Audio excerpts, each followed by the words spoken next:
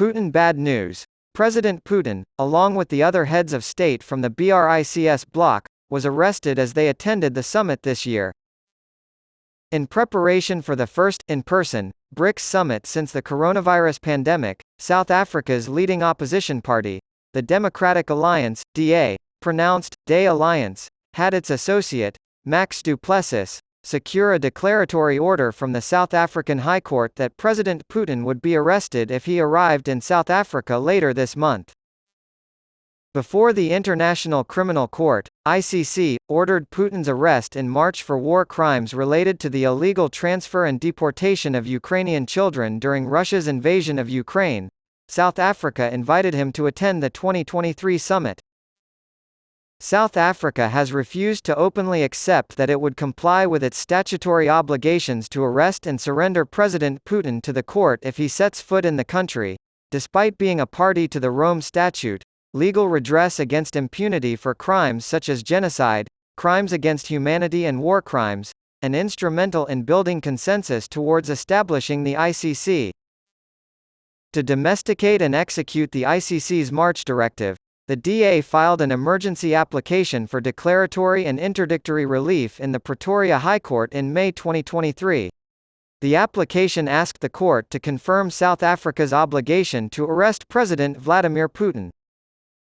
Amnesty International, Human Rights Watch, the International Commission of Jurists, and the Southern African Litigation Center were among the NGOs, friends of the court, from both abroad and at home that joined the action.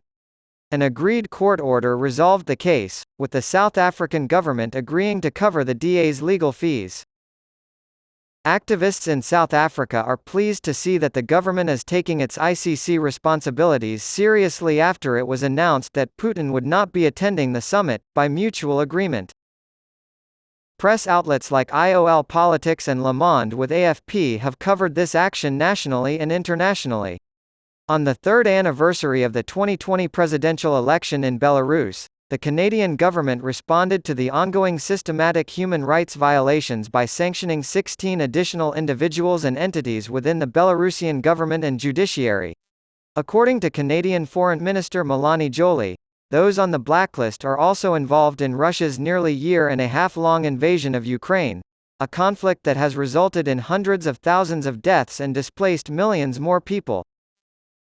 Ivan Mikhailovich Isment, the head of Belarus's state television network, is among those President Alexander Lukashenko's regime has targeted.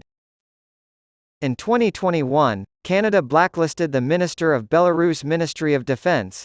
Subsequent sanctions targeted the Ministry of Internal Affairs internal troops and several Belarusian military, technology, and engineering firms. On the third anniversary of Alexander Lukashenko's victory in the 2020 elections in Belarus, which led to his sixth term in office, the sanctions will go into effect. Claims of widespread fraud tarnished the results almost immediately in the eyes of the international community.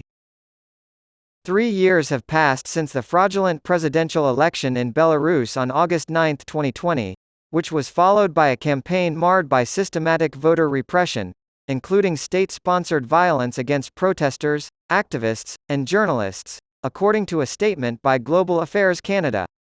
According to the author, since then, the grave injustices carried out by the Belarusian government against its own people have not stopped. Lukashenko's presidency was never recognized by many countries to the west of Belarus, including Canada, the United States, and the vast majority of Europe. A week after the election, in response to the violence and widespread protests that followed his contested victory, the European Parliament declared Lukashenko to be a persona non grata in the EU. But instead of allowing an investigation, Lukashenko has been working to strengthen his grip on power.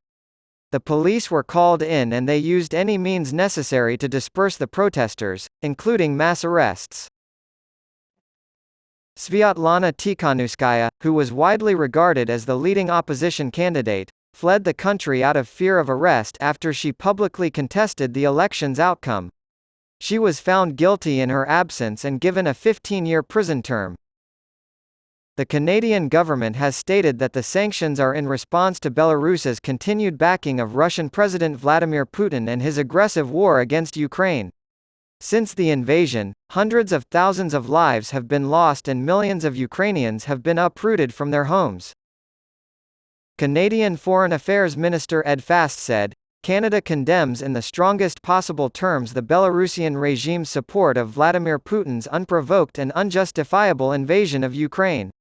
In a statement, the European Union said, "We call on Lukashenko to immediately withdraw his support for Russia's war of aggression against Ukraine."